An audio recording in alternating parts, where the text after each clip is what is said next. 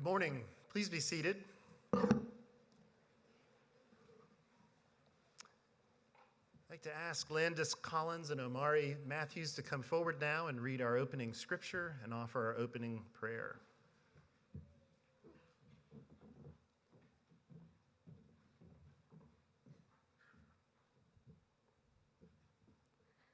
A reading from Luke 2, verses 41 through 52. His parents went to Jerusalem every year at the feast of the Passover, and when he was 12 years old, they went up to Jerusalem according to the custom of the feast. When they had finished the days, as they returned, the boy Jesus lingered behind in Jerusalem, and Joseph and his mother did not know it. But supposing him to have been in the company, they went a day's journey, and sought him among their relatives and acquaintances. So when they did not find him, they returned to Jerusalem, seeking him. Now so it was that after 3 days they found him in the temple, sitting in the midst of the teachers, both listening to them and asking them questions. And all who heard him were astonished at his understanding and his answers. So when they saw him, they were amazed, and his mother said to him, "Son, why have you done this to us? Look, your father and I have sought you anxiously." And he said to them, "Why did you seek me? Did you not know that I must be about my father's business?" But they did not understand the statement which he spoke to them. Then he went down with them and came to Nazareth, and he was subject to them. But his mother kept all these things in her heart. And Jesus increased in wisdom and stature and in favor with God and man.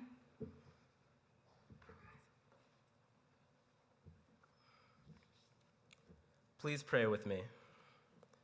Dear Heavenly Father, as we gather here today, we want to thank you for bringing us together. Thank you for the parents and grandparents for their everlasting patience and guidance. Thank you for all the friends we have found here who support and nurture us in this community. Thank you for the wonderful faculty who graciously share their lives and knowledge to help us grow in wisdom and stature. Thank you for the opportunities the school has given each and every one of us to excel as individuals and as a community. For this commencement, allow each of us to be present in this time and appreciate the milestone that we have reached.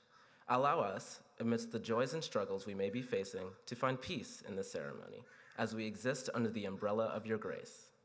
As we begin the next chapter in our journey, please keep the bond of our Westminster community strong, regardless of where our futures may lead us. As we may no longer be with each other in physical capacity, please allow us to remain connected relationally, emotionally, and spiritually. Give us the humility to celebrate today's success and the future achievements of our fellow classmates. Thank you for the courage, inspiration, and strength you have given all of us to succeed at Westminster and find joy in our future endeavors. In your name we pray, amen.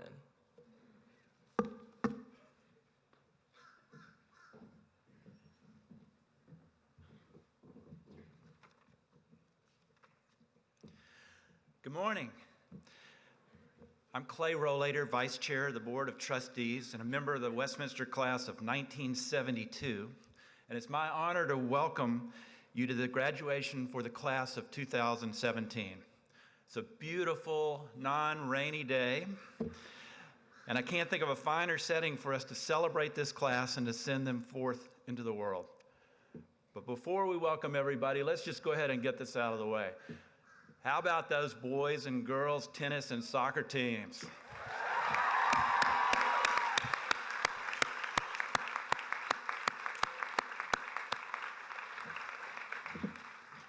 I want to thank a few people who have made this day possible.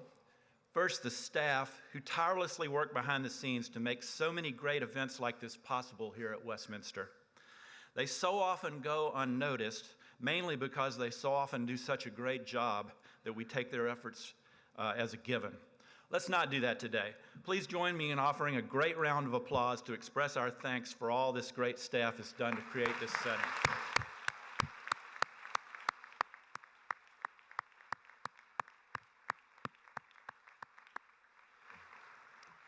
Second, I'd like to recognize the wonderful musicians who piped us in this morning. The arts are alive and well at Westminster, even at 8 a.m.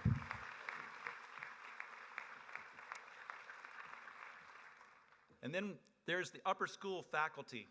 They are seated right behind our graduating students. They have our students' backs just as they've had them for the past 4 years. This is a special, dedicated, professional, caring group who have offered so many talents and perspectives to this class. They have had a huge hand in shaping and melding the young women and men graduating today. Class of 2017, they have taught you, coached you, inspired you, and shown you by example how to live a full and rich life. I would predict you will hear their voices through all your days.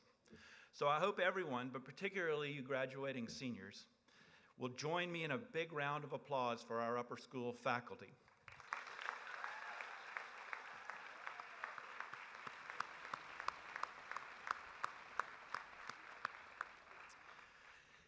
And we need to thank all of you who are friends and family, and particularly those of you who are parents. You have made this day possible by years of love and patience and perseverance. Last year, I had 3 graduate from high school, and I know it takes a loving and forgiving and ever hopeful community to raise a high school senior. So to all of you friends and family, thank you for all you have done to bring us to this moment.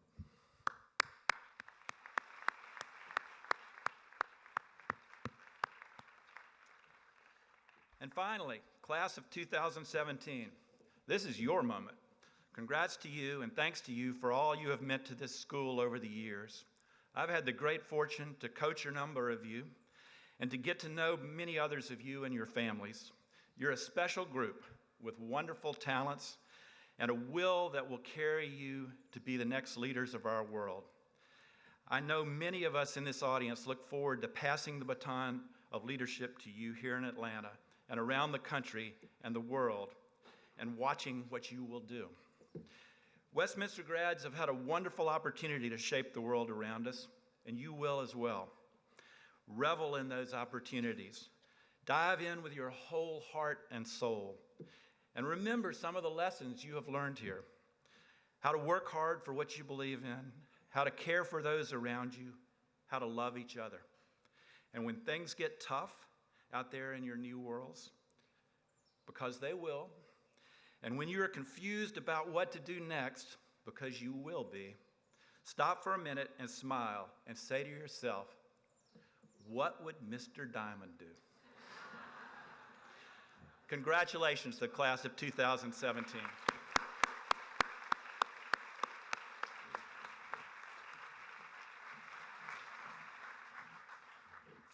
Thank you, Clay. So at this time, I'd actually like you to set your programs aside for a second, because every now and again we come to a commencement that requires a little bit of off-roading, and that's what we're going to do now. At Adams Gate, as I stand here and we all sit here, there's a vehicle waiting to take 2 of our track athletes to the state championship. And so we are about to create 2 alumni, the first 2 of the class of 2017, send them on their way, and then we're going to continue with the rest of the ceremony. So, Ms. Trask.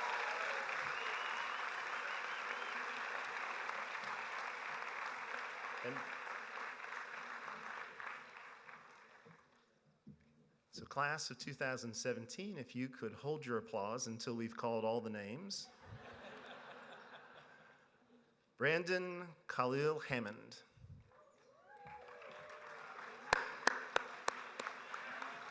Sorry, I lost my... I couldn't even hold my applause. I'm so excited about this.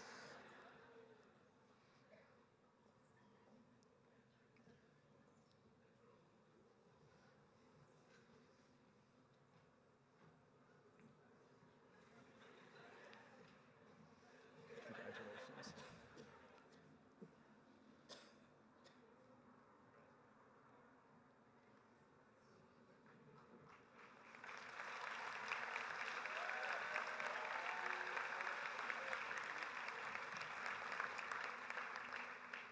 John Lawrence Powers.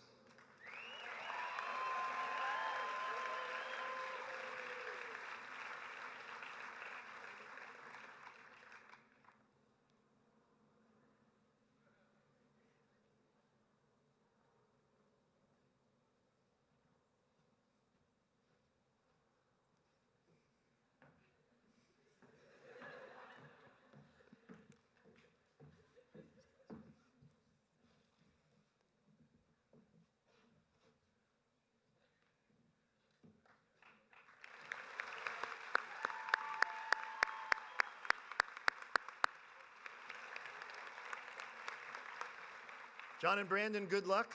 You can sprint up the sidewalk to warm up. The vehicle is waiting for you.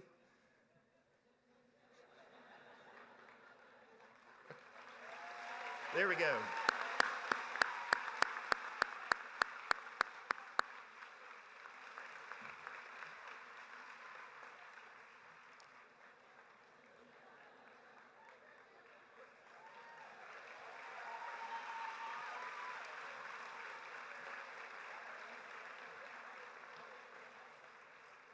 We have two of them that are part of the Alum Association. Now I'd like to call forward our class co-presidents, David Choi and Clara Liu. David?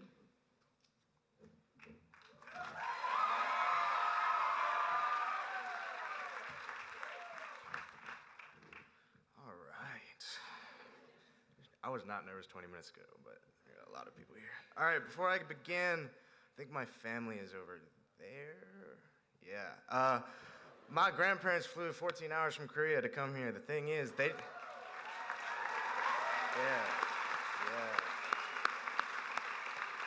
The thing is, they don't speak that much English, so if that whole section could laugh and pretend you're having fun, that would make my week. Thank you. All right. Dear class of 2017, parents, grandparents and relatives, friends of Westminster, trustees, administrators, alumni, esteemed faculty and staff, and of course, Dr. Sleemy. This day is finally upon us, the culmination of our hard work and our ambition. Like a quick drive to Turner Gym, we have hit more than enough speed bumps, but we have finally arrived at our destination. If you had told me when I was younger that I would be speaking at my high school graduation, I would have called it a dream that could have easily turned into a nightmare if the administration had let Armand speak today. But he has come to represent an important aspect of our grade.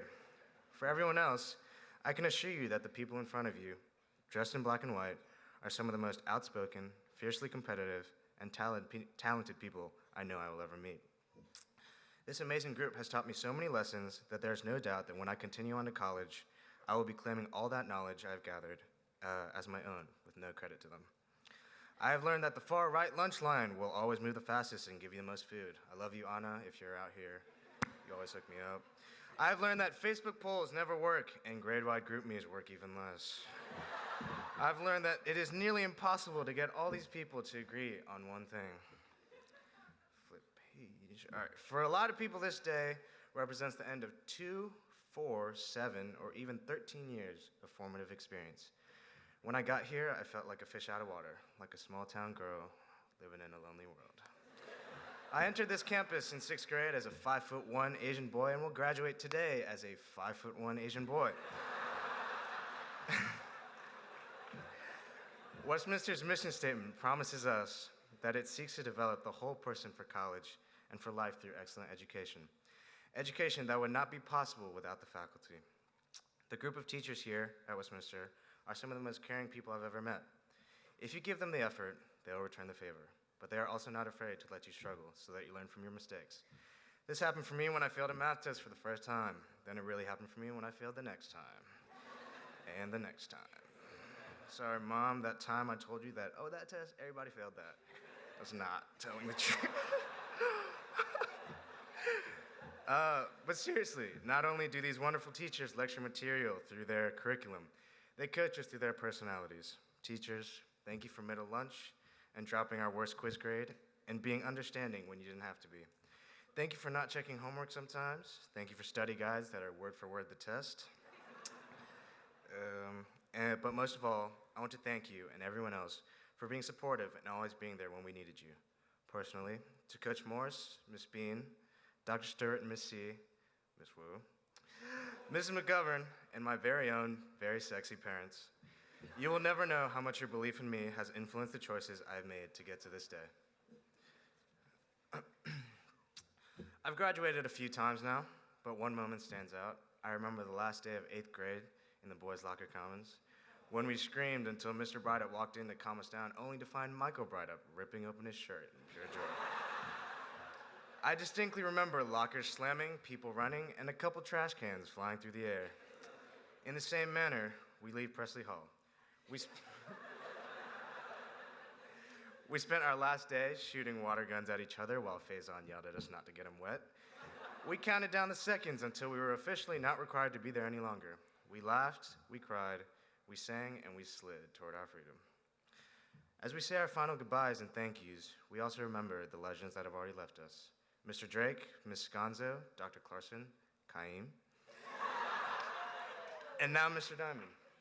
From them and many others, our class has learned what a lasting legacy looks like and what it means to be a part of the school. But we're not only saying goodbye to the school, we're saying goodbye to each other. Never again will you shout, "I believe that we will win," because in your heart you always believed in the Cats, because they would always win. Never again will you walk through these halls and hear yet another retelling of Jimmy Balloon's very first kiss. Never again will you walk to an assembly and wonder whether Liz was going to get the opportunity to speak today, thanks to Bennett aggressively telling us that there is going to be a game this Friday, and to be there or be square. I have the utmost faith in this school and the legacy that we will leave behind. If someone ever tells me that the Titans, Lions, or Knights are better than the Cats, that moment would be as utterly ridiculous as Mr. Diamond forgetting a name, Ethan and Grant being apart, or going to the bathroom on the floor.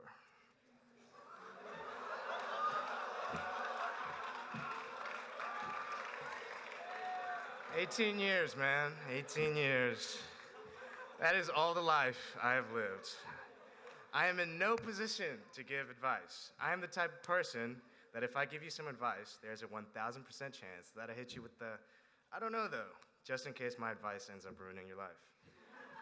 I don't know how successful everyone will be or how many reunions everyone will attend, but what I can be confident in is that whatever the class of 2017 does with our lives, it will be on our own terms and with unrelenting obsession. To the class of 2017, today marks the first day of our post-high school careers, so don't be afraid to stay true to who you are and introduce yourself to the world, such as when we heard, "My name is Jose, and I like ice cream." Regardless, Miss Bean told me that the college process or the opinion of other people does not define who you are. Since 6th grade, I have grown to know so many of you, some who appreciated their time here and some who didn't, at least not yet. Like every commencement speaker ever, I'm going to mention the fact that there will be tough days ahead, when it feels like you're always stuck in second gear, when it hasn't been your day, your week, your month, or even your year. There will be times when the better team does not win. R.I.P. the Falcons. Serene, yeah. But more often than not, the better team does win. Shout out to everyone who came out last night. There's a game today at Lakewood at 5 o'clock, so be there, I'll see you out there. But not to be cliche, today is the first day of the rest of our lives. We get a clean slate. We get to start over and remake ourselves if we so choose. But I urge us to be unapologetically ourselves and make the most of our experiences because the world values the original. I don't know though. So no matter how many people you come across that wear fake glasses or even colored contacts, stay true to what you believe because this bird cannot change. Thank you.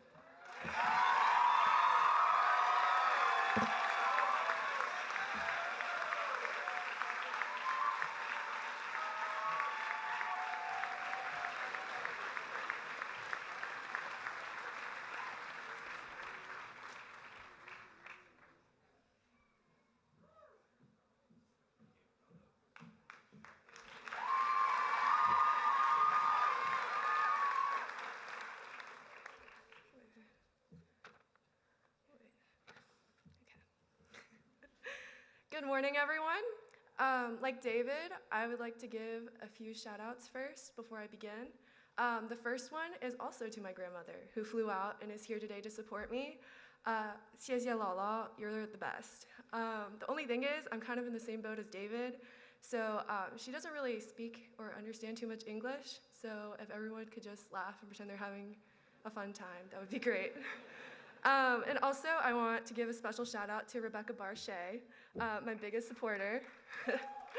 Thanks for being my #1 fan since day one and always reminding me that I am Clara and that if anyone can do it, I can do it. So thank you. Parents, family, friends, faculty, and administration, please allow me to introduce myself. Hi, my name is Clara Liu, and as president of our senior class, I would like to welcome you all to this year's graduation. And to my fellow peers, thank God we made it. These past 4 years with you all has truly been a ball, and it's a real honor to be able to stand up here today to give you your final address at Westminster. To be quite honest, this speech was the most difficult thing that I have ever had to write.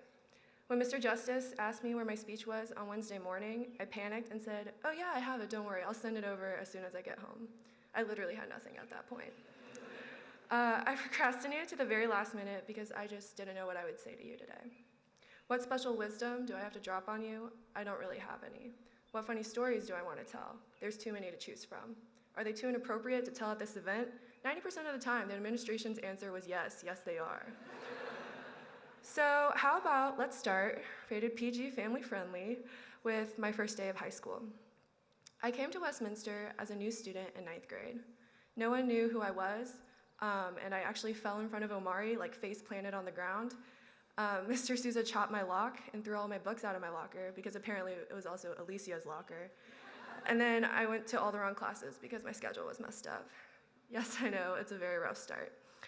Everything turned out okay though because Omari helped me pick up everything I dropped and became one of my first friends at Westminster. Mr. Souza gave me a new lock and no one knew who I was, so I could embarrass myself some more. Little did I know, in the next 4 years, I would fall a lot more in front of a lot more people, down the stairs, up the stairs, and even on Kosh, hard enough to get a concussion. When I entered high school, I was very much an introverted, quiet girl who didn't like trouble and wanted to stick by the rules and live the safe life without making any mistakes. I had my whole high school career planned out, ready to go, and all I really cared about was doing well in school, and I thought I had it all figured out. The thing is, that's not how life works. It's so unpredictable. Stuff happens, and things change, and you just gotta roll with the kicks. I quickly grew frustrated in cross country when I couldn't break that time, or in AP Chem when I kept getting 6 out of 15 on Miss Gonzo's daily quizzes. I learned that relationships are hard, and being social means I actually have to attend things and talk to people. So high school was gonna be a lot harder than I thought. I eventually gave up on the uptight life and made it my ultimate rebellious move by climbing on the roof of Turner Gym at midnight during the 24-hour relay last year, just because why not? And of course I got caught, kicked out of the relay, and was called forth to testify in front of the discipline council. I remember freaking out in the following 2 weeks, imagining the prospect of my parents disowning me because what college would want a hardcore delinquent like me? And my good friend David over here, who also got caught with me, was like, and I quote, "Lol, chill out, Clara, you're gonna be fine."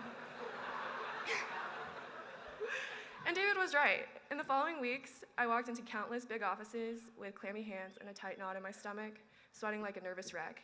But in every single one of those meetings, everything worked out just fine. Ms. Penn and Mr. Justice actually laughed at me and said, "It's about time you got in trouble." And that is why Westminster is so special. No matter how bad you mess up, this community is a safe place to make mistakes and to learn from them. Especially with our grade, we love to do very dumb and very bold things for a good laugh, sometimes even when it's not worth the effort.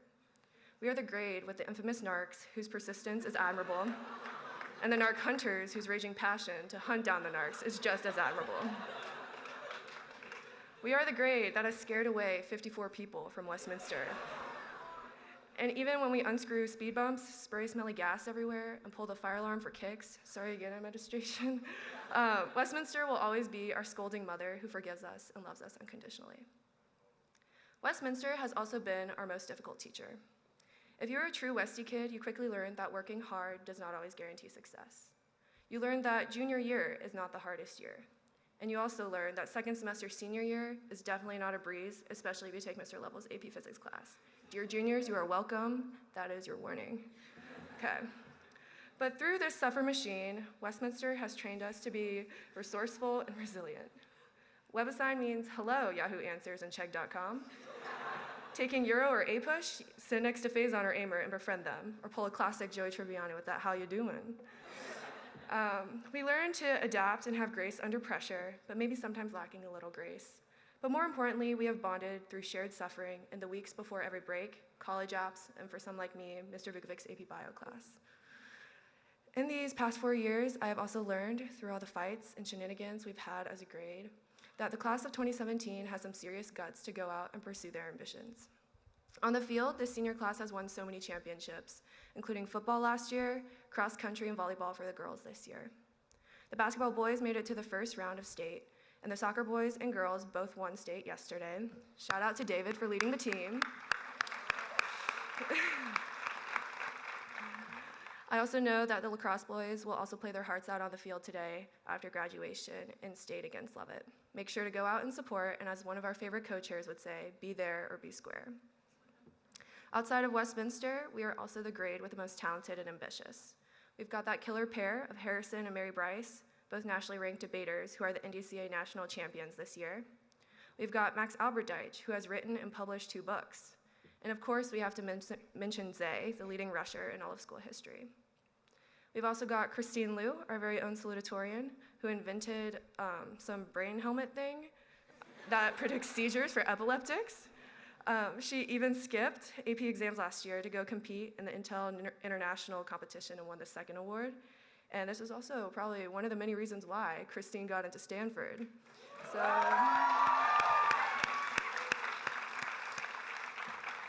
aside from all the championships we've won and astounding accomplishments we have achieved individually and as a whole, when we think back on high school, we'll remember and miss the little things the most. We'll miss how we managed to stay gender segregated all 4 years of high school, inside and outside of the classroom, like wow, we were really committed to the cause. We'll miss the urban legend Yoon, whose school attendance is just impeccable, and the school-wide debate sparked by a single reply all. We'll miss Owen and his Crocs and his standing ovation performance of a solid 3 minutes of perfectly pitched screaming in the talent show that left everyone speechless. We'll even miss Spencer eating the microphone in every senior homeroom every Friday. Most of all, we'll miss the hype of the Vicks Gangnam Style at every school dance.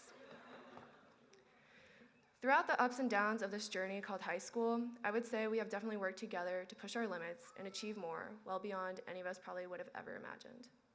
Today marks the end of an era, one of education, but more importantly, one of growing up that we all helped each other through.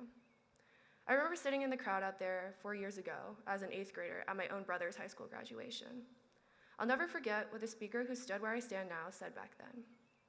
Going through Westminster is kind of like going through hell, but it's worth it because this is the kind of pressure that makes diamonds. Those words have really stuck with me these past 4 years, and they still stay with me. Whether we're hanging on a thread or just absolutely killing it, we've all managed to survive not just any ordinary high school, but Westminster, so everybody knows that we are top of the line quality in brains and in character. When we graduate today, we will be leaving the place that we give all our credit to, the place that we have been able to call home these past 4 and up to even 13 for some years. We leave behind the teachers who have taught and supported us endlessly, who came in early and stayed in office hours late to help us with our papers and understanding what a dang derivative is. We leave behind Mrs. Penn and Mr. Watkins, who have supported our class officers to pursue an ambitious $3,000 service project every single year and are the best grade chairs anyone could ever ask for. We leave behind Mr. Souza and Mrs. Boozer and their endless reprimands about untucked shirts and leggings. We leave behind Mrs. Trask and Mr. Justice, who gave me the courage, in his exact words, to stick it to the man, and our head chief, Keith Evans, who offered me chocolate cake once because he heard I was having a bad day. And of course, we leave behind all the best college counselors, seriously the best, juniors out there get excited, who have answered our frantic emails at 3 a.m. and relentlessly fought for us through this past admission season. And although he is leaving with us, we also leave behind the glory days with Mr. Diamond greeting us at Adamsgate every single morning. Even though we've all had our rough patches with good old Westy, I know that leaving will be pretty bittersweet for everyone, whether someone like to admit it or not. As we look toward the future, and I know it's a bright one, I hope we don't forget where we came from. Dear Westminster, thank you for everything, and to the class of 2017, stay gold, go out there, and do it big. Congratulations.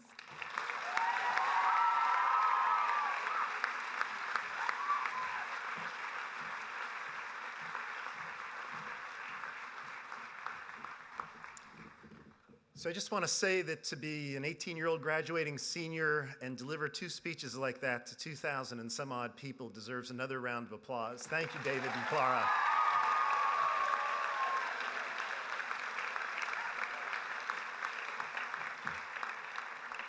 I'd like to now ask Court Thomas, the president of our Alumni Association, to join me.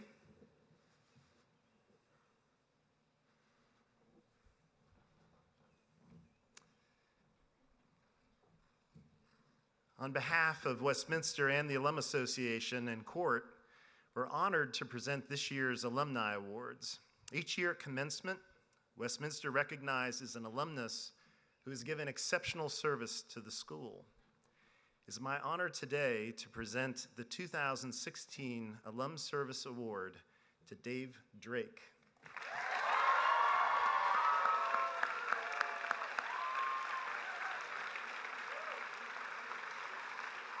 Yeah.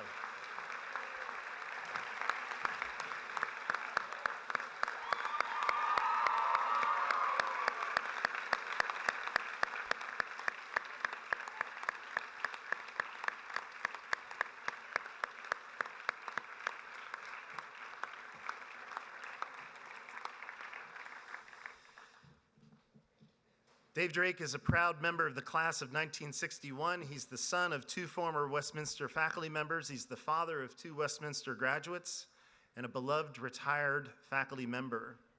When he retired in 2016, he had served the school as a teacher, a coach, an administrator for 48 years. For those of you doing the math, that is about 3/4 of the entire history of this school. But Dave's contribution was not one of longevity. Rather, he embodied a commitment to service and a loyalty to his alma mater that stands today as an example for us all. His willingness to fill any role or need that emerged at Westminster was a hallmark of his extraordinary career. From the Board of Trustees Education and Student Life Committee to the Upper School Faculty Campaign for the Westminster Fund to interim head of the upper school and always teacher and coach, Dave kept the best interests of his students and the school at the center of his work at all times. Outside of his official roles, Dave has also faithfully served our alumni community. He was always the first one to volunteer to teach a class at Back to School Night, lead a reunion tour, and attend any and every alumni event. Our alumni were especially excited whenever Dave traveled to events outside of Atlanta. When his fellow classmates established the Class of 1961 Scholarship Fund in his honor during their 50th reunion year, Dave was both humbled and grateful. While he is officially retired, Dave continues to remain active in our alumni community, serving as an ambassador for our Golden Wildcats, unofficial host for Alumni Basketball Night, and regular attendee and volunteer at many other events. He also worked on a campus history project which will ensure future generations of the Wildcats have access to our storied past. Dave, it is truly an honor on behalf of everyone here to present this award to you for your loyal commitment and dedication to Westminster. Thank you, Dave.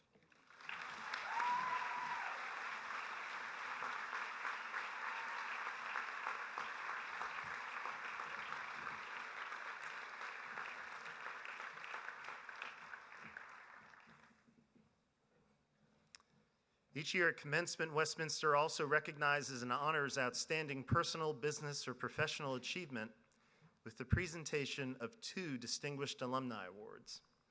It is an honor to present the first of these Distinguished Alumni Awards to Stacy Davis Stewart, who is a proud member of the class of 1981. Stacy D. Stewart joined the March of Dimes Foundation as its 5th president on January 1st, 2017. In this role, Ms. Stewart promotes a global strategy to realize the organization's mission to give all babies a healthy start. Stewart came to the March of Dimes from the United Way worldwide, where she held several positions, most recently serving as U.S. President. At the United Way, she provided strategic direction in driving community impact, revenue, and enhancing the organization's brand. Prior to becoming the U.S. President, Ms. Stewart served as Executive Vice President for Community Impact and Leadership and Learning at the United Way. Ms. Stewart has a Master's of Business in Administration and Finance from the University of Michigan and a Bachelor of Arts in Economics from Georgetown University. This is not the first stage on which she has been honored. She holds honorary degrees from Trinity University, Morgan State University, Texas Southern University, Lincoln University, and Alabama A&M University. She currently serves on several boards nationally in Washington, D.C. metropolitan area. She is married to Jarvis C. Stewart, the chairman and managing partner of INR Media, LLC, a strategic communications firm based in Washington, D.C. The Stewarts have 2 children, Madeline and Savannah. Class of 2017, If you have wondered how to find success, make a positive impact on the world, and exercise your leadership skills, look no further for a role model than your soon-to-be fellow alum, Stacy Stewart. Stacy, for your professional accomplishments and deep commitment to humankind, we honor you today. Thank you.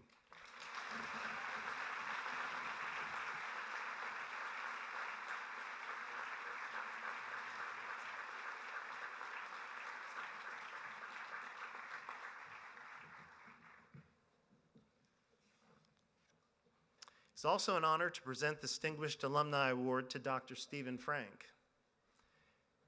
Dr. Stephen Frank, MD, is a graduate of the Westminster Schools class of 1987 and is currently a professor of radiation oncology at the MD Anderson Cancer Center in Houston, Texas. He attended the University of Pennsylvania and entered the U.S. Navy as a submarine officer on the fast attack submarine USS Batfish in 1991. In 1996, he returned to Atlanta for medical school at Emory and received his medical degree in 2000.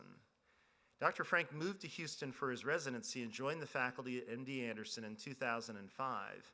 He has extensively published, has several patents, and developed the first FDA-approved MRI marker for prostate cancer treatment with brachytherapy.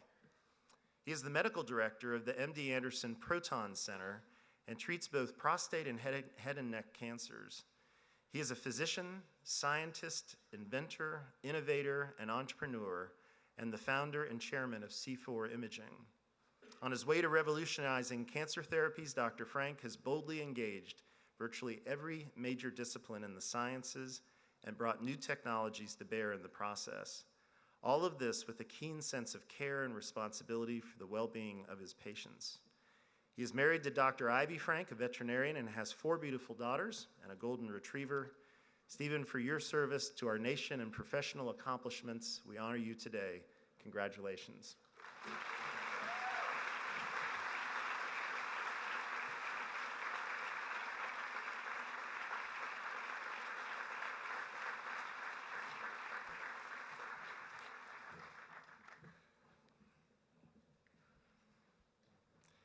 So we now get to the part of the program where the question of what would Mr. Diamond do becomes what will Mr. Diamond do?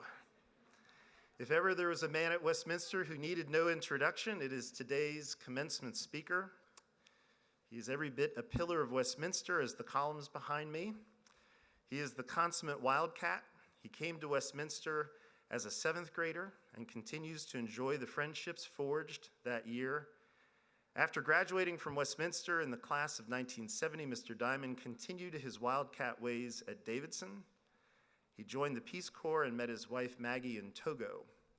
They have 2 alumni sons and attend virtually every event on campus with their dog Rambler, who is our unofficial mascot. Mr. Diamond has made it his joy to know names of every student and to follow and acknowledge each one's ups and downs, triumphs and challenges. It is a true pleasure to welcome Mr. Diamond to the podium on the eve of his retirement from a 26-year career at Westminster. Mr. Diamond.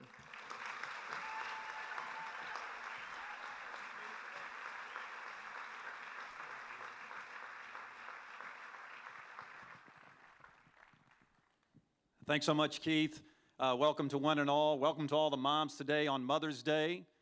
Coming up tomorrow, so special welcome to all those moms out there and grandmothers from whatever land you may be. How about a big hand for all the moms?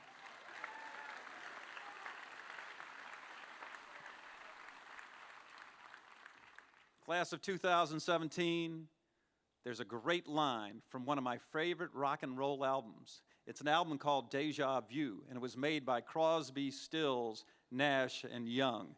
Yes, I know Owen knows it, Sam, probably James. I know Clay knows it, probably plays some of the songs on it. But one of the songs on that album is called Teach Your Children Well, written by Graham Nash and sung so beautifully in 4-part harmony by Crosby, Stills, Nash, and Young. And even though the title of that song is Teach Your Children Well, what I remember is the 3rd stanza. And in that 3rd stanza, Graham Nash writes about teach your parents well. And when I reflect back on that line, I think about what adults, your parents, teachers, and coaches what we have learned from you, because you, class of 2017, have taught us so well over the last 13 years of your career. And I'm just going to talk about a few things that the class of 2017 has taught me, has taught all of us. The first thing that you've taught me and all the older folks in this crowd is be kind to everyone. A couple of folks who've taught me specifically to be kind to everyone. One of them is Michael Breidup. And Michael Breidup, from the first time he walked into my classroom in 7th grade, he had the most smiling face, the kindest face, friendly to everyone, never in any kind of clique of any kind, but he welcomed all, always had a hand open to every kid in the class, every kid in the locker commons, regardless of what they just told you about what happened in 8th grade. But always a friendly face. And Michael, that came to you and to your sister Laura. That came all the way through your family, through your dad, Chuck, with whom I've worked for the last 20 years. It came from your grandfather, Charlie, who's right back there, 20 rows back. And Charlie was my 9th grade physics teacher, always kind, always encouraging. And he had to be encouraging with me as a 9th grade physics student, right? Yeah, he's shaking his head, he remembers. But always encouraging, and he was a big part of my life, not only as a 9th grade physics teacher and as a coach to so many of us, but 26 years ago, when I left my job, I was a high school principal at a great high school up in Winnetka, Illinois, but I'd had enough of administration. Did I say administration, Keith? But I'd had enough, really. I just said, you know what, I want to go back to teaching and coaching. It's really what I love. And I applied to schools all over the Atlanta area because I really wanted to come back here because that's where my family was. This was the greatest school that I knew of in the entire United States, still is. But I really wasn't getting any job offers. It was late in the hiring season. It was April, it was May.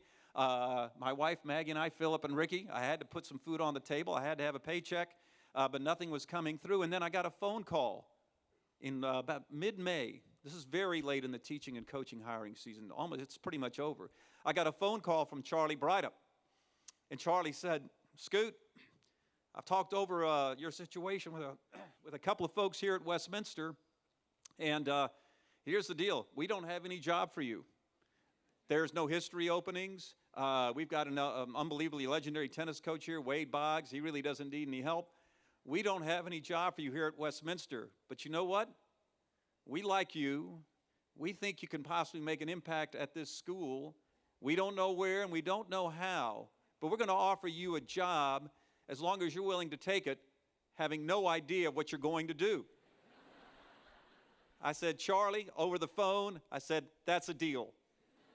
And so I metaphorically shook hands with Charlie over the phone, accepted a contract with Westminster with absolutely no assigned duties whatsoever, showed up that summer, and of course, as life happens, a few doors opened up, a few teachers got awards or scholarships or something, and I wound up having plenty to do here at the Big W to this very day. So I learned about being kind from Michael and from your dad and from your grandfather. A second student who's taught me how to be kind and how to be friendly to everyone is Julia Grady. And I've known Julia since she was 1 year old. I mean, 1 year, okay, just a baby. And I've known all the Gradys for pretty much my entire life. But Julia, from the time that you were 1, you always had a friendly face for everyone. You used to come to all your sister's events, and at every event, she would wave and smile. She was always so outgoing. She's remained that way to this very day. A friendly face for everyone. Yes, she was Player of the Year in girls lacrosse for the whole state of Georgia this year, but she's remained humbled, smiling, a friendly face for one of all, a characteristic that's also run through her family for the last 100 years in the city of Atlanta. The second thing that I've learned from you is to open your doors to everyone. And I learned that from Josh Pinckney. Yes, Josh was in my 7th grade American history class, it's true, but he also played 1 and 2 singles for the tennis team all year long, pretty much for 4 years, won the state championship just last Saturday. But Josh, what I learned from you and your family was to open your doors to everyone, because every time that the Mount Kenya Academy Exchange Program needed a house to host someone, Josh would always say, yes, they can come stay with us. Always had that open door. And Josh, from you. That's such an important lesson. Just as we've heard from folks who've come from all over the world to be here today, it's so important to open those doors. So Josh, thank you. Another thing that I've learned, and I learned this from the time I was 2 years old. It's the same lesson that Josh taught me. And I learned it from my mom, because at the Diamond House, whether it was in Brookwood Hills or over there on Normandy Drive, the door was always open. And that's because my mom made sure it was open. It was amazing. When I was in high school, I'd wake up, I'd come down to breakfast, and I would have no idea who was going to be there. We had horseback riders from Austria. We had Army officers from Eastern Europe. We had tennis players from Chile and Argentina. We had exchange students from Thailand, from France, from all over the world. And my sisters and I, we just couldn't wait to get down to the breakfast table to see who was here at the house this morning. But the door was always open. And just as my mom, it's still that way today over at Normandy Drive. So my mom, the day before Mother's Day, thank you for having those doors always open. A third thing that I've learned from this class is to count on me. Be the person that you can count on. I learned that from Jack Patton, because I watched Jack 3 years ago. He was only a sophomore, but we were in the state championship lacrosse game down here at the stadium against Lovett. Did I say Lovett? Good. But it was a tight game. They were really good. They're always good. But against Lovett, it was a hot day, really hot. The game was very, very close. Coach Souza, I was going to say he was down to his T-shirt, but he's always in his T-shirt. But nonetheless, a very tight game, and Jack Patton, a sophomore, came up that day and scored 3 goals in one of the toughest games of the year and led us to the state championship as a sophomore. So count on me. I learned that from Jack. I also learned that from Claire Cotton, and I learned that from Claire just this year. It was back October 21st, late in the fall. It was the second round of the playoffs. We were going up against Lumpkin County. Now, Lumpkin County has a great softball team, very, very, very tough. We were really good as well, but we knew we'd have our hands full with Lumpkin County. It was the bottom of the 7th inning. Hot, unbelievable pressure, a big crowd up here at the softball field, but we had the bases loaded. I believe it was 6-6, and I think Alex Clark was on third. But the tension, it was like 2 outs, 2 strikes, and Claire was up at bat. I mean, she'd been such a reliable shortstop for us, but you cannot imagine a more pressure-packed situation. She fouled off a couple of pitches. Again, 6-all, bottom of the 7th, playoff competition, and this pitch came down. Claire swung, and she just hit this line drive right over the third baseman's head. It scored the winning run. The Batcats went absolutely crazy. Count on Claire. I learned that. But I also learned it from another one of you. I learned that from Gabby Bunnell. Gabby's right up here on the front row. And I learned this lesson from Gabby when she was just a freshman. We were running in the state championship out at Carrollton. Unbelievable, close race again. You run 7, but you count the top 5.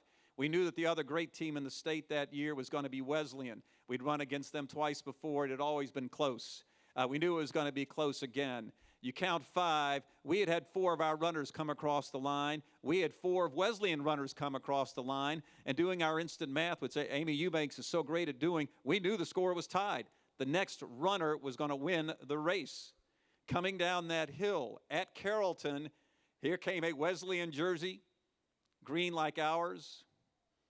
Wesleyan does a lot of things like Westminster.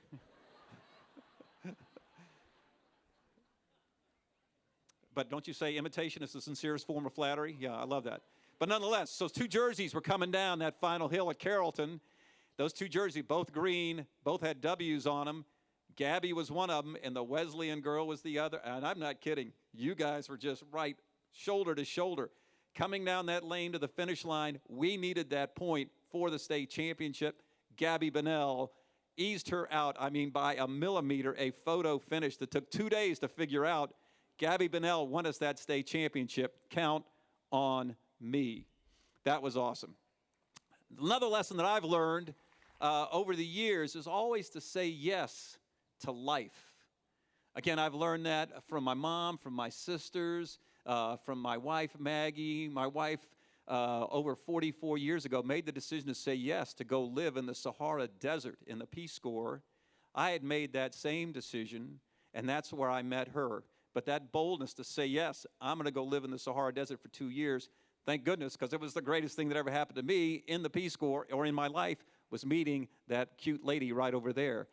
But nonetheless, saying yes to life, I've learned that from you as well. And I've learned that from three ladies right over here. I've learned it from Lexi. I learned it from Sydney. And I learned it from Mary Bryce, because all four of us, we were in India just last January. We were building toilets in this very remote village. I'm not going to lie, the living conditions were pretty tough. Food, water, sleeping conditions, every condition you might imagine. It was pretty rugged. But we were having, I don't know if we were having a great time, but we were surviving. But we met with the village mayor one afternoon, and the village mayor told us, "We are so honored to have you here. We're going to have the entire village and all the surrounding villages here tomorrow night for a big festival." And we said, "Oh, great, that's great. We'd love to be there and watch and listen. That'd be great." And then the mayor said, "But no, we want you to be the main show." And we said, "Well, we don't speak the local language. I don't know, we don't have any rehearsal time for whatever we might do." But they said, "No, you will be on stage and you will do the show." And Dana and I just looked at each other and we said, "Yeah, okay, yeah." So then we went back to the kids and we said, "Well, guess what? You're going to be on stage tomorrow night and you need to have a 45-minute routine ready to go that's going to be watched by about 800 to 900 people." And I remember Sydney and Lexi and Mary Bryce just looking at Dana and myself, and they said, "Yes, we can do it." And in less than 36 hours, these 8 kids had performed this in great, we had like 5 songs, we had a dance routine, we had a couple of speeches. It's all, it used to be on YouTube. They might have taken it down, Mary Bryce, but I don't know. But nonetheless, these 3 girls said yes to life. And welcome that opportunity, and we're absolutely fabulous. Another thing that I've learned from you is to play your best when your team needs it the most. And I've learned that from the girls' varsity tennis team, which I've had the honor to coach for the last 12 years. But the 5 seniors on that team, here's what they taught me. Becca, in her freshman year, in the state championship match against Lovett. Did I say Lovett? In the state championship match, Becca was just a freshman. She was paired with Kay Crawford at number 2 doubles. It was down 2-2. We had to have Becca's match. That's a lot of pressure for a freshman. Everybody crowded around those courts, but Becca and Kay came up with the winning match at the state championship and won us that state championship. Maya and Caitlin, as sophomores, they went in the state championship match against Blessed Trinity, a really good team. They're always really good. But in the state championship match in their sophomore years, they beat the BT doubles team 6-0, 6-0, when their team needed it the most. Claire Corbin. Claire's been in the starting lineup for 3 years. 3 years ago, we drove down to Savannah in one of those famous minivans that you've had so many great experiences, right? Well, we made it. We got down there. It was a hot day. We were playing Savannah School for the Arts, another really good team. Claire was paired with Cyan. Claire's right here. Cyan's down there in the crowd someplace. And again, that team had never played together. Never. We were missing a couple of kids, and we had to put them together at number 2 doubles. Sure enough, the semifinals of state came down to Claire and Cyan. And Claire came up big, as she always did, won that match, put us in the finals. She also was victorious just a week ago to give us the state championship for AAA this particular year. Always played her best when her team needed. And finally, Abby Seitz, just 7 days ago, down at Clayton State Park. The match came down 2-2. We were going up against Calhoun, another really accomplished school, so good. But it's 2-2. We'd won our 2 doubles matches, as usual. But we lost our first 2 singles matches because Calhoun was just really good. It all came down to Abby at number 3 singles. And Abby saved her best for when the team needed it the most and came up and beat the really tough number 3 for Calhoun and gave us the AAA state championship. So play your best when your team needs you the most. Yes, I'm getting close to done, but not quite, because I've learned a couple more things. What I've learned from you is to follow your passion, whatever it might be. I've learned that from Owen Ladner. And I started learning that from Owen Ladner when he was just in 7th grade, because we had these art projects that would relate to many different phases in history, and I would always encourage the kids to do whatever they wanted, really challenge themselves. And Owen said, well, is it okay if I write a song and play it? I said, if you can. He said, yes, I can. So Owen would come in, and he did this 3 or 4 times during the year, wrote these original songs, and played them on a piano in front of his classmates. That's following your passion. And then in the senior year, I went over to the AP art show, or the STEAM art show. It was just unbelievable. And Owen had set up 2 computers in which he was comparing using fractals, which I don't even know what fractals are, but I know they have something to do with AP math. That's why Charlie had so much trouble teaching me in 9th grade physics, yeah. But nonetheless, I knew they had something to do with AP math, but Owen had set up these 2 computers comparing Beethoven with the Beatles. And it was just the most interesting project, that same passion that I saw in 7th grade. I also learned about following your passion from Louise Hatcher. And Louise Hatcher's always been an amazing artist, just incredible. She's also a yoga instructor, lots of other things. But Louise, as an artist, would have these unbelievable paintings with antlers, cow skulls, and yes, while they were somewhat reminiscent of George O'Keeffe, they were totally unique, filled with color. And every time I saw them, I said, wow, what an incredible talent. And we have so much talent in this class, in the arts, in music. But Louise, and the way she channeled that Southwest and all the color, all the creativity, that's called following your passion. Absolutely amazing. Finally, I've learned from you how to be a team and how to work as a team. You're working as a team right now. Both those soccer teams won the state championship last night, playing as a team. The boys lacrosse team tonight, one of the great teams, battling for the state championship tonight at 5.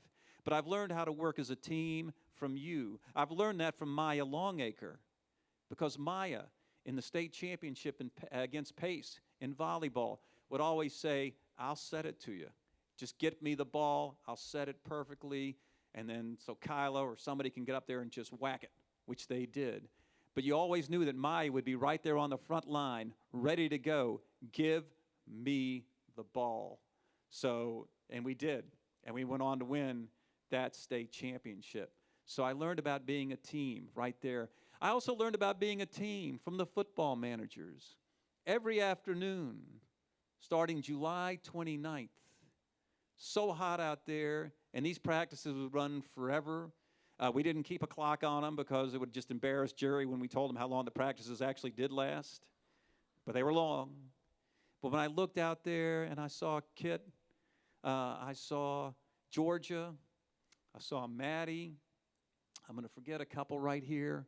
But I know there were 5 or 6 or 7 of them. Rollins out there just working so hard. And every time I went out there with Rambler, we'd walk around practice, and we'd see these girls working so hard every day for 3 hours and then go on these incredibly long road trips with the football team. They gave up so much of their time, and they were unsung heroes. Unsung heroes, because they didn't get all the awards and the accolades like Zay and all the great offensive line and defensive line that blocked for Zay and Ian. They worked behind the scenes. But that's what it took to be a team. I also learned about teamwork from Team 2415, our robotics team. And there's so many seniors involved, but I remember seeing in some of those pictures, I remember seeing Omari and Kyle and Bree and Ben, a team that went all the way to Houston to compete, not in the national championships, but the international championships. And this team finished 5th in the world, paired up with 2 teams from Israel in the finals to form an unbelievable alliance, even though they didn't speak the same language. But Team 2415 worked together with these 2 teams from Israel to finish 5th in the world. That's teamwork. So I've learned about teamwork. I've learned about so many things. You really have taught the adults well. You've taught the parents well. You've taught the teachers well. So I want to thank you so much for all the lessons that you have brought to us over the last 13 years. Clay and Keith and Cindy, do I have time for 2 more words? I do? 1, 2, 3. Thank you.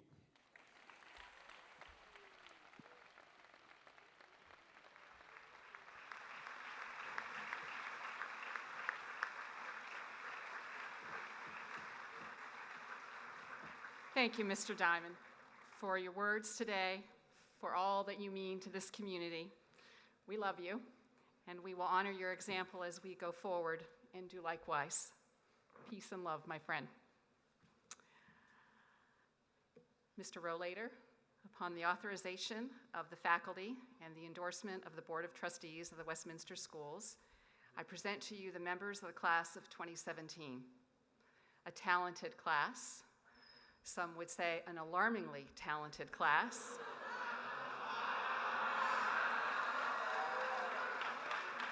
A competitive class, a caring class, my first senior class at Westminster.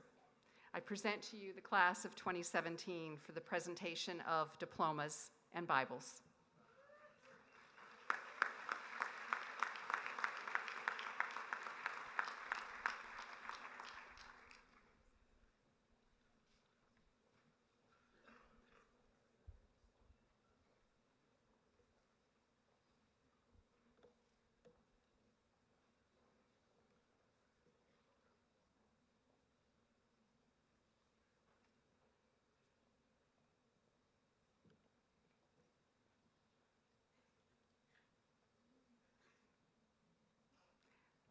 Max Rianne Albert Deitch.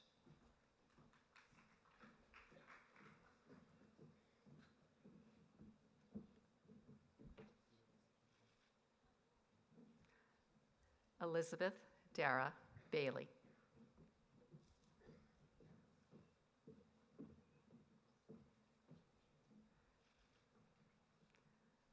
Kyla Janae Barnwell.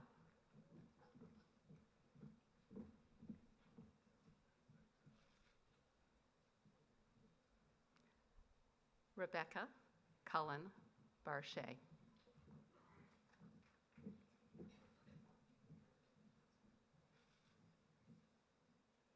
Michelle Guadalupe Bibiano.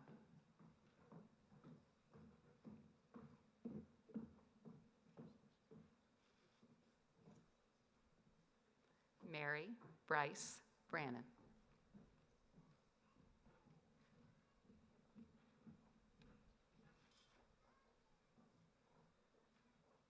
Jolisa Michelle Brown.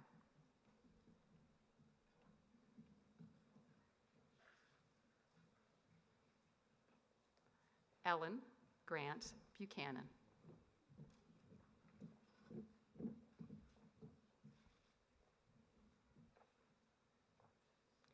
Gabrielle Rebecca Bunnell.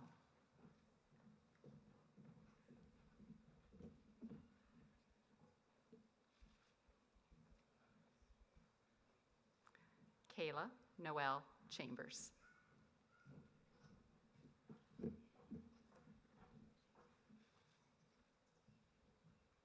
Alexandra Catherine Clark.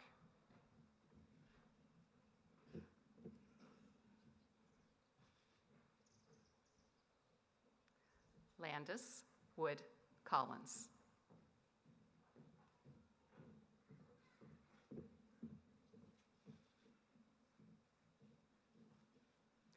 Olivia Hope Combest.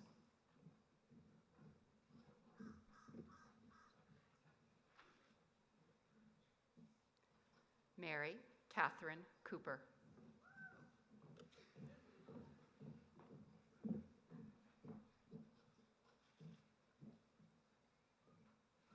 Claire Grace Corbin.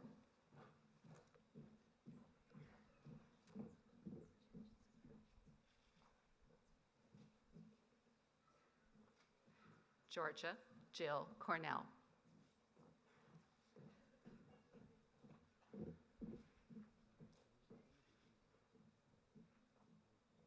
Claire Morgan Cotton.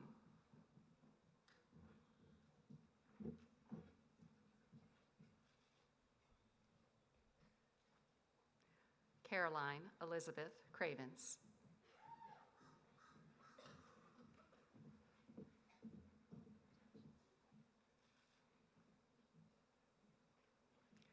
Isabel Emma Dad.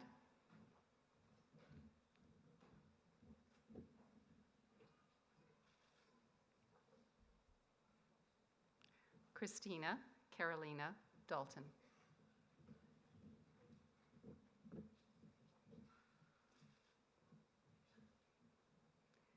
Catherine McQueen DeGolian.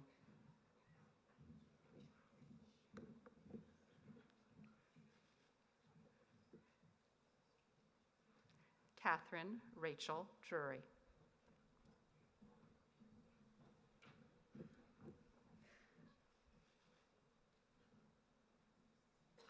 Riley Gamble Finehour.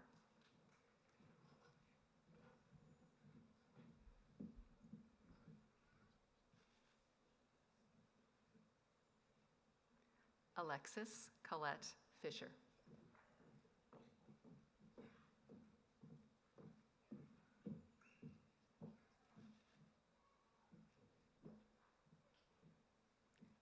Caroline Ann Flynn.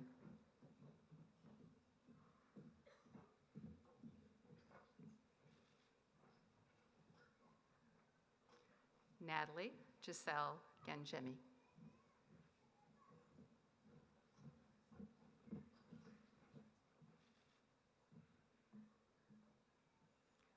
Julia Leidy Grady.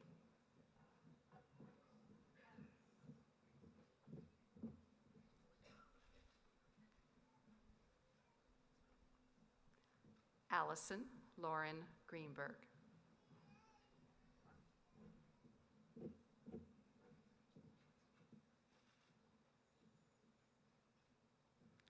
Jacqueline Marie Hager.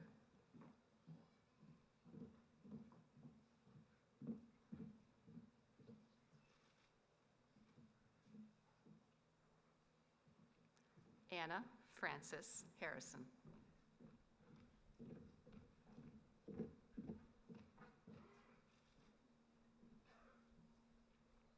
Elizabeth Locke Harrison.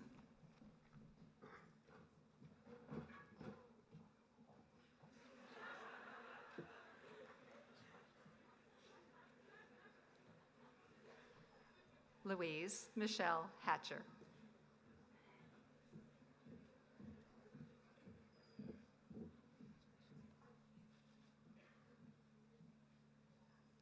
Sarah Beth Hirsch Hoffman.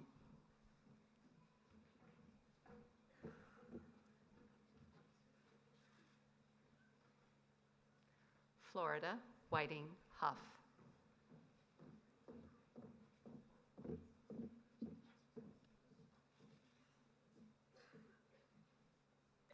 Charlotte Mason Irwin.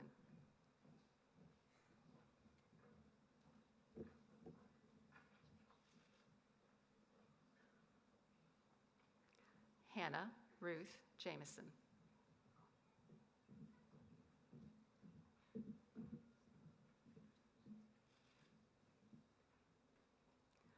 Alexandra Jane Jaffe.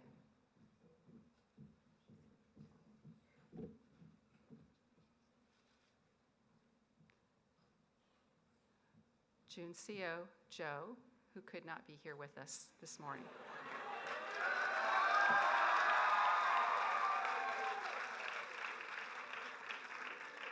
Maria Apurv Joshi.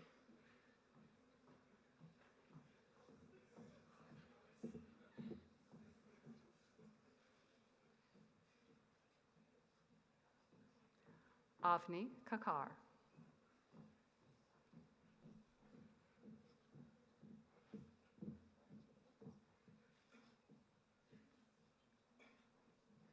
Brianna Island Karen.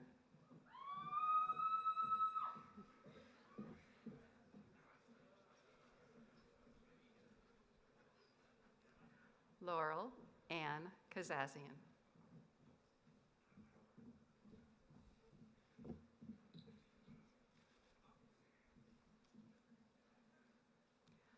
Grace Catherine Kalecki.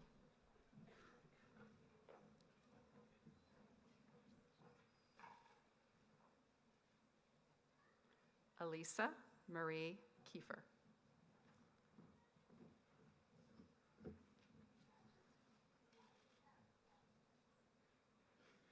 Susanna Marie Lawton.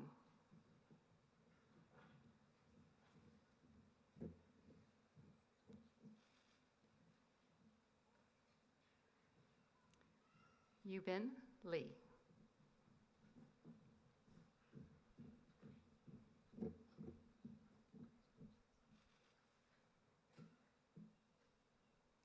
Christine Joy Liu.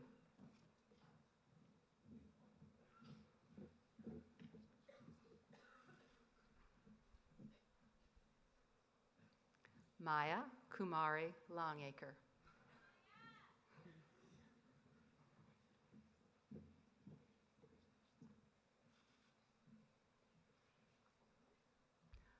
Clara Cayenne Liu.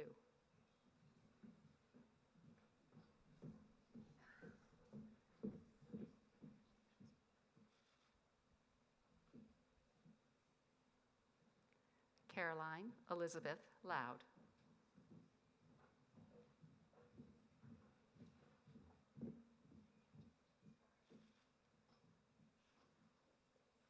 Charlotte Ashton McGuire.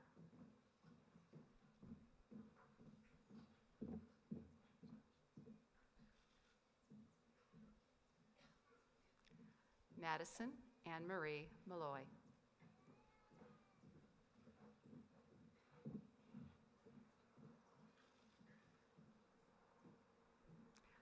Caitlin Landy Margle.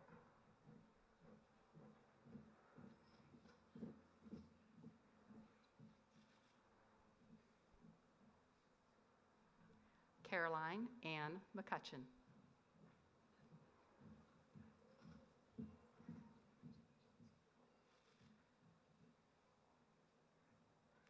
Emma Greg McMorrin.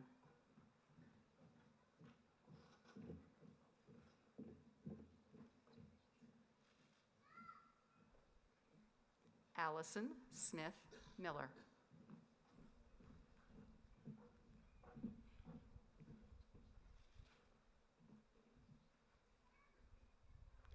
Eliza Marie Miller.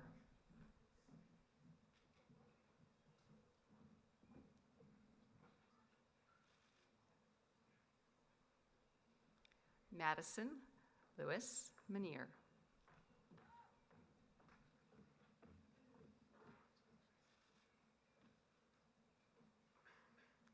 Lauren Alexis Mobley.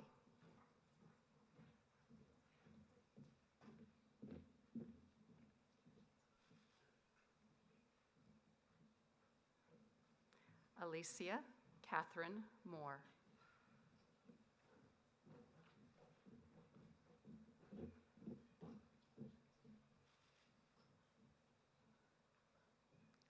Margaret Cotton Moran.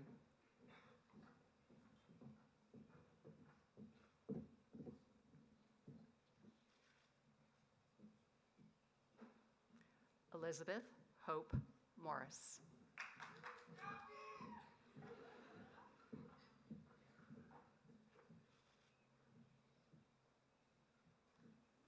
Hannah Lee Moss.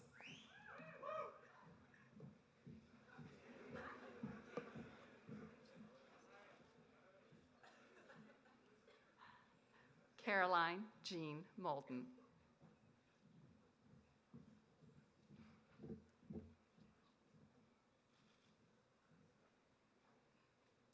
Katie Ann O'Neill.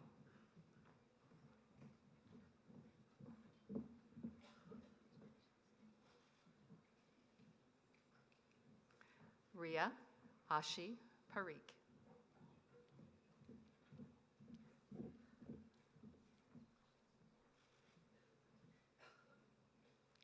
Simran Patel.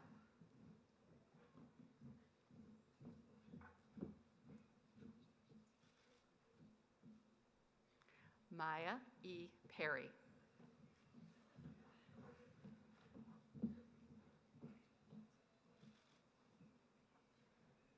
Grace Ann Perry.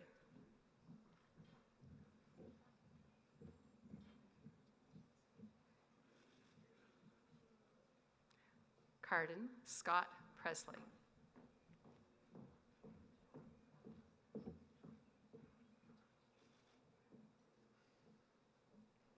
Nidhi Rao.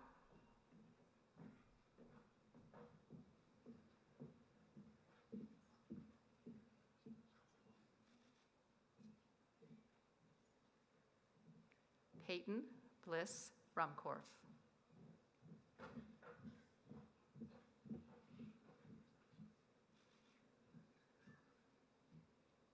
Abigail Brenda Seitz.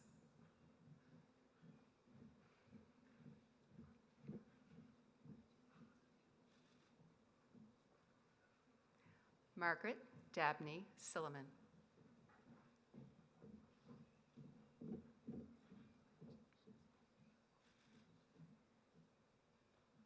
Sydney Cheyenne Simmons.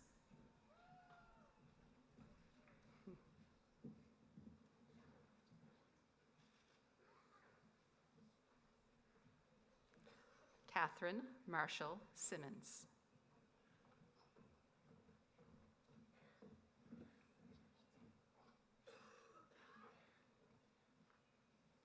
Maya Devi Sinha.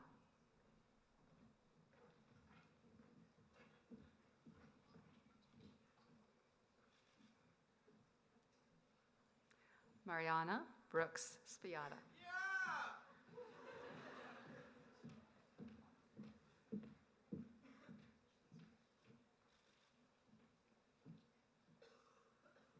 Rebecca Jean Stewart.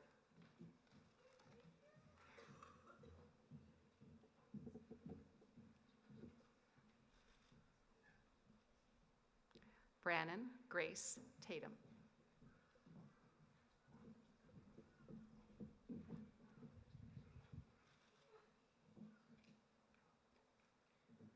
Mita Grace Tillman.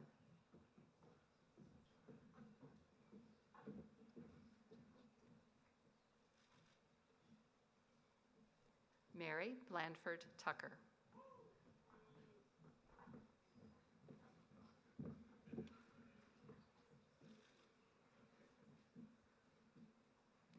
Madeline Claire Turner.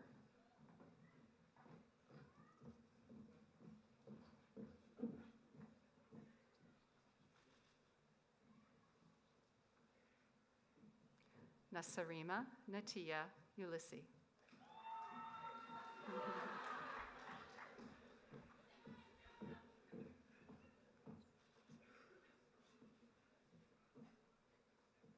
Sawyer Ann Azell.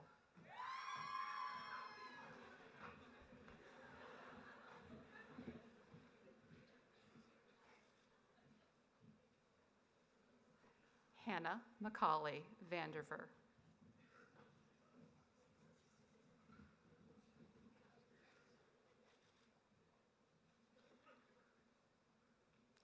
Catherine McClure Walker.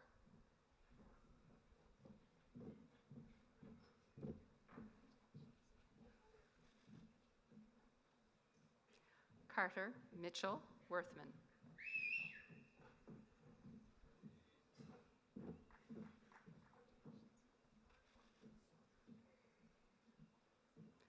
Grace Grattan Weston.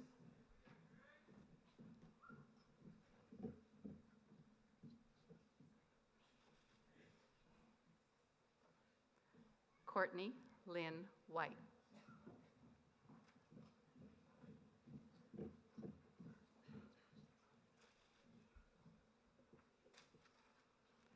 Isabella Rollins Woodham.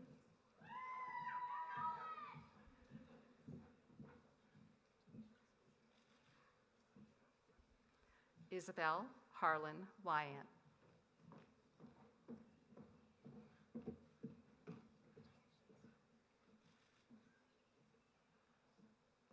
Alexis Lorraine Young.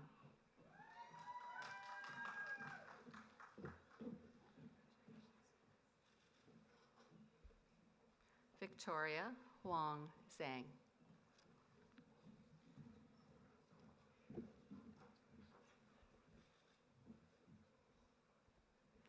Hunter Brooks Adams.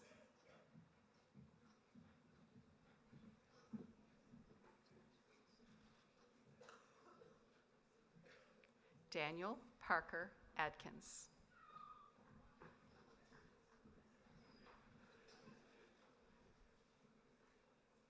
Cortez Marquise Alston.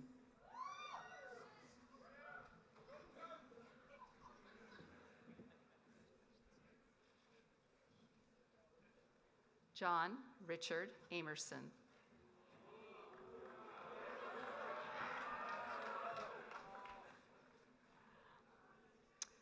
Grant Ruckman Ansley.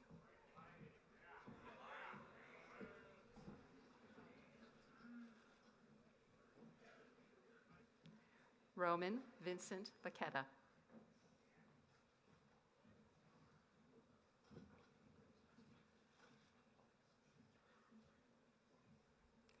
James Stanley Balloon II.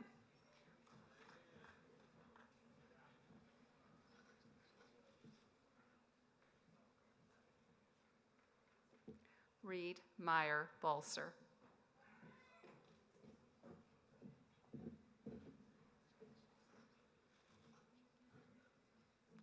Benjamin Jeffrey Barber.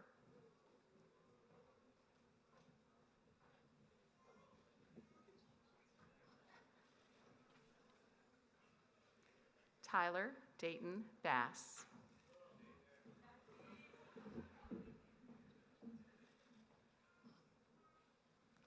Charles Campbell Bennett.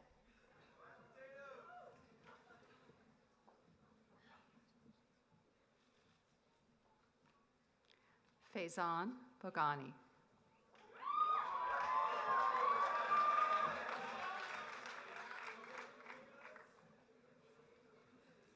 Christian DuBose Bradley.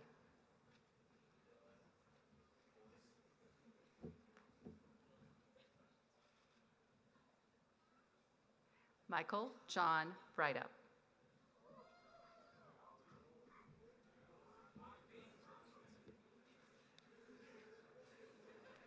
Spencer Wells Brightsky.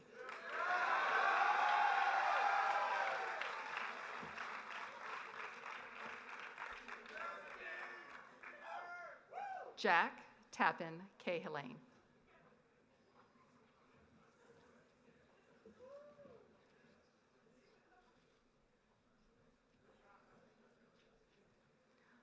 Tongwoo Choi.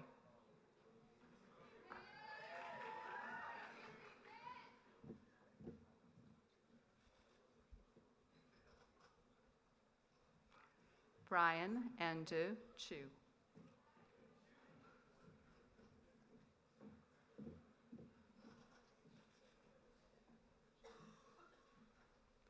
Maximilian Bethune Coffin.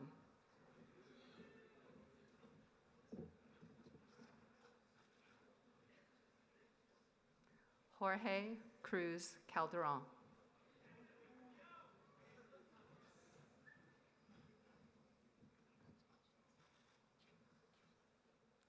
William Burks Dameron.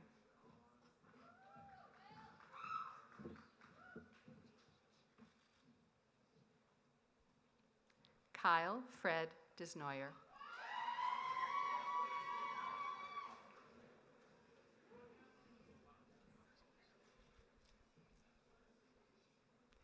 James Walker Dickey.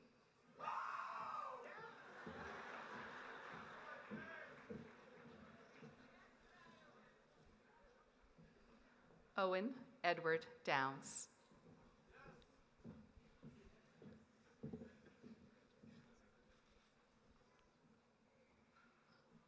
James Douglas Falconer.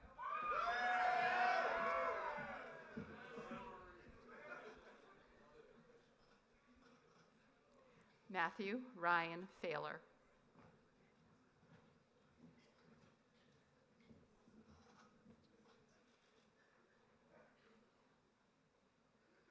Cyrus Neil Farouk.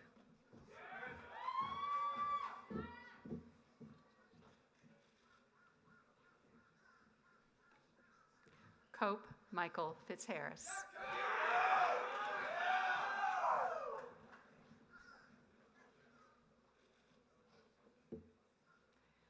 William Walker Fitzharris.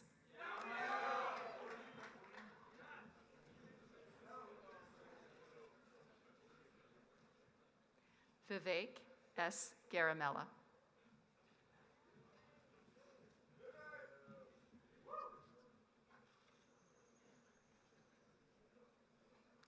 Harrison Joseph Hall.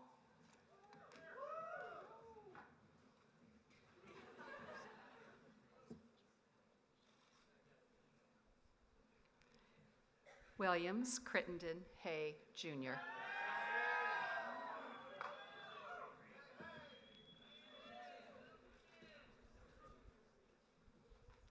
Andrew Bohan Hennessy.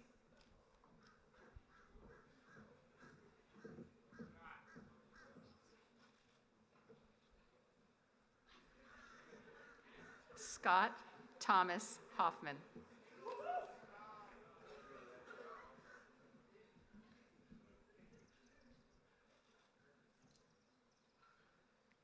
Edward Ray Holliday.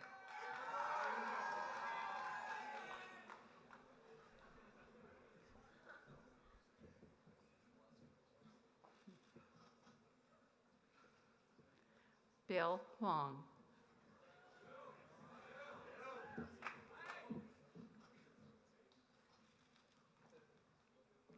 Harrison Edward Hudgens.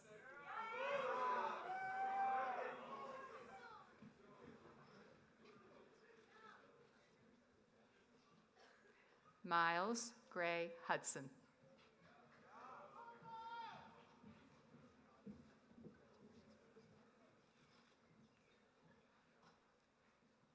Robert Watson Jackson.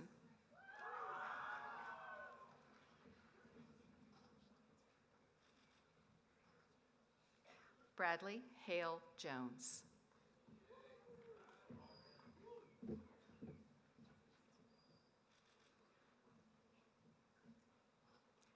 Jennings West Jones.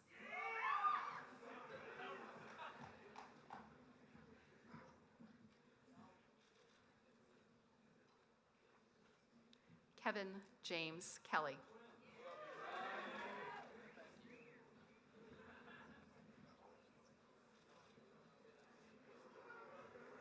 James Owen Ladner.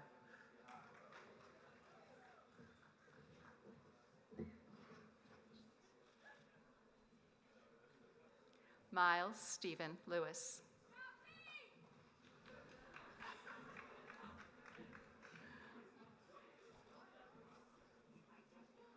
Samuel Lee Lincoln.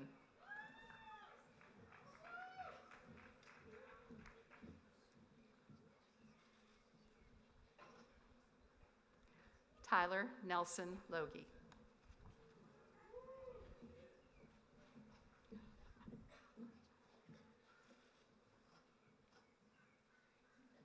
Derek Gerard Lottie, Jr.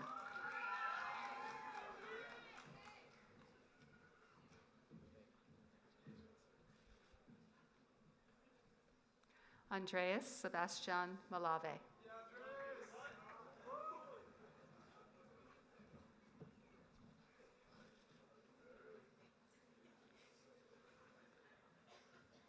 Isaiah K. Malcolm.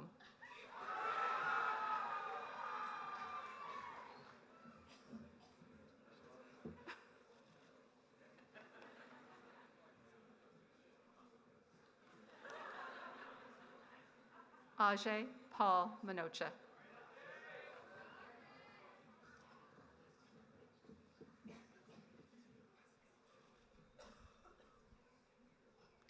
Forrest Bankson Martin.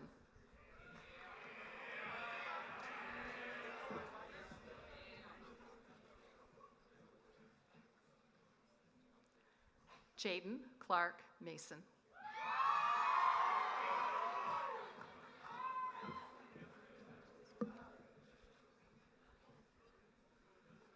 Omari Rohan Matthews.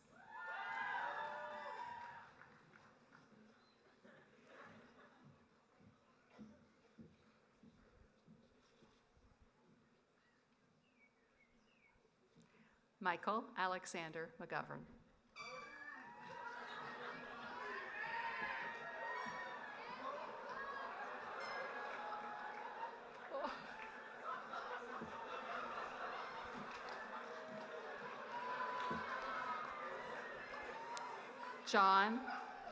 John William Miller III.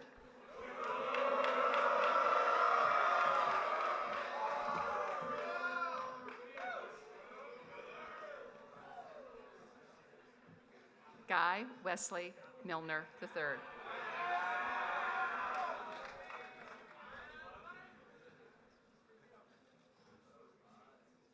Maxwell Brian Motley.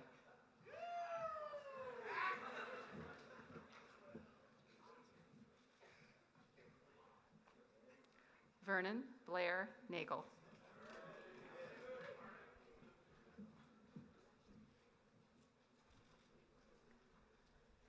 John Wingate Noterman.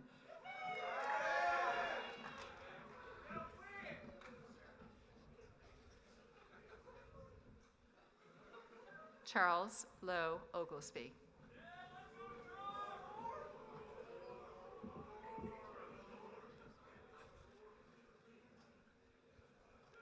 Mitchell Benjamin Ostro.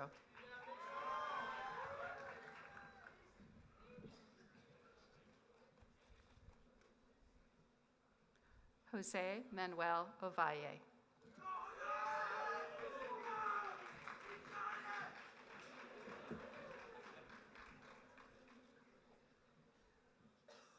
Jackson Mills Patton.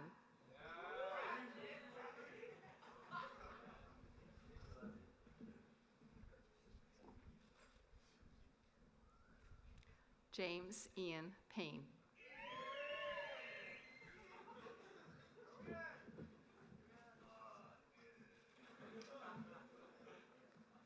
Joshua Cleveland Pinckney.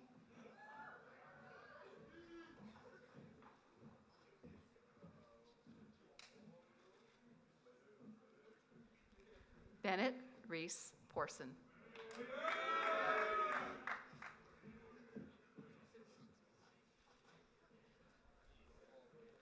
Ethan Martin Price.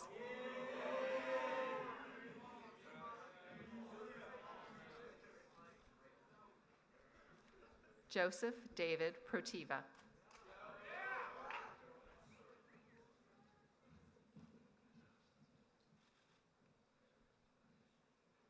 Stephen Eugene Ralph Jr.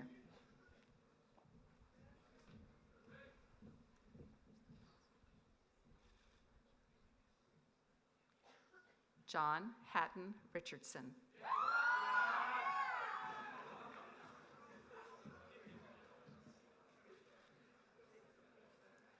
Kenneth O'Neill Roberts.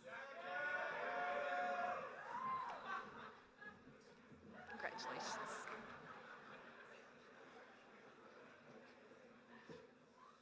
Jordan Elliott Jalen Robinson.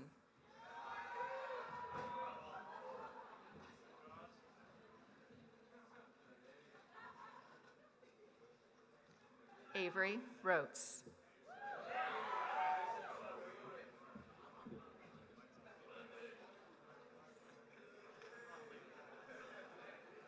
Michael Spencer Rawson.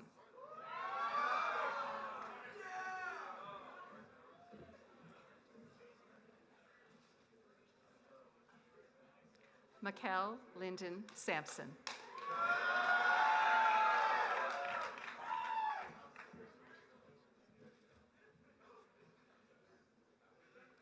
Zachary William Shayway.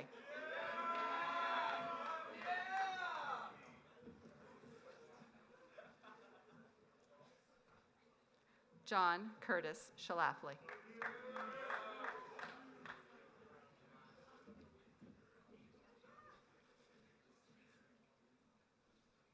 Kamani Malik Selby.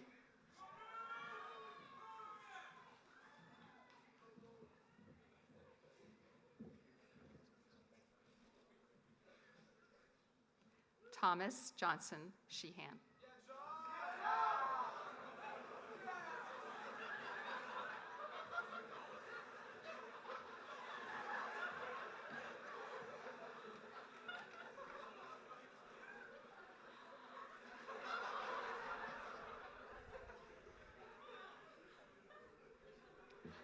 Andrew Henry Smith.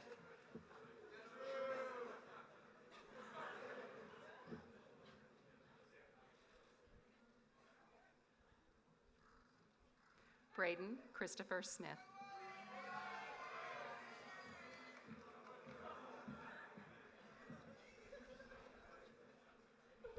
Julian McSude Smith.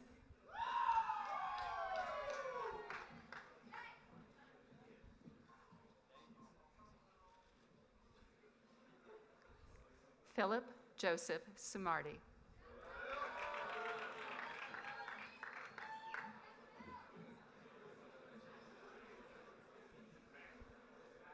Rankin Locke Thompson.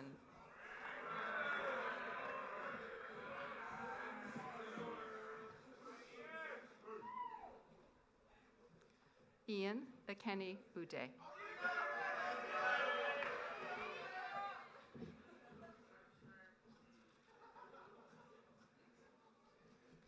Joshua Henry Vander Eden.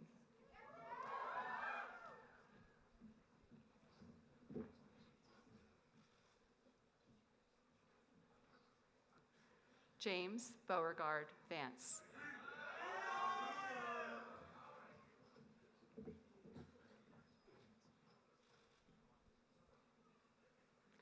Armand Hushang Varzi.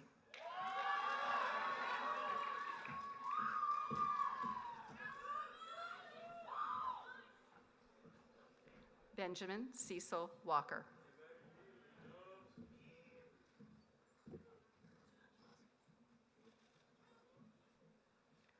Joseph Adam Wargo.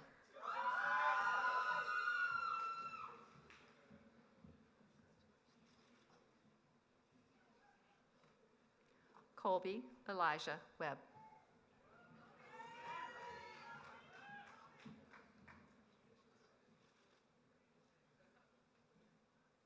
Noah Lewis Weinstein.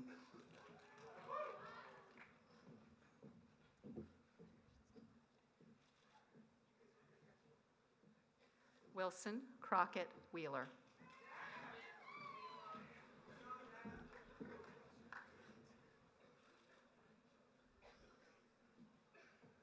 Adam David Cole Williams.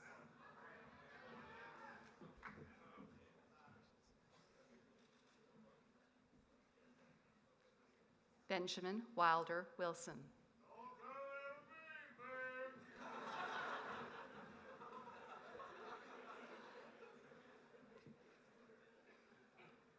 Davis Merriweather Woodruff.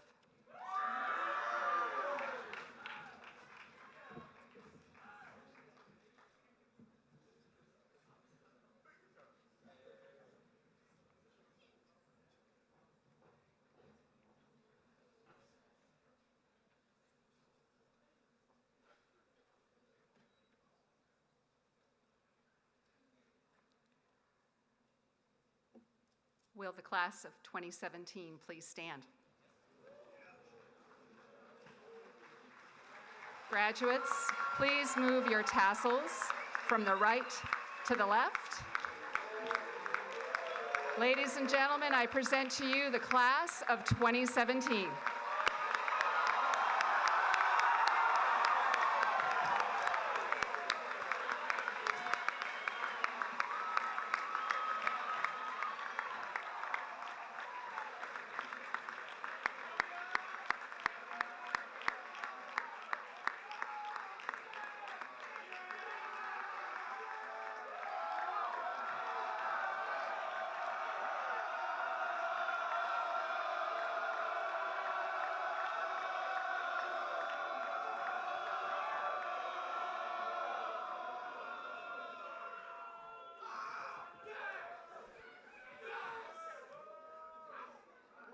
Congratulations.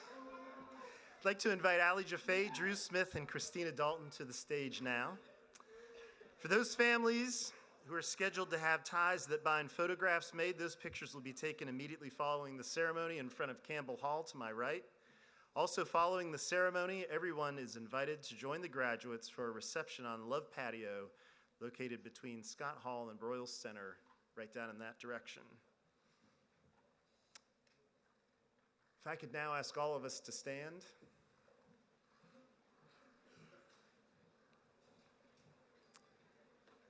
Here at Westminster, we have a tradition of tolling the bell at graduation.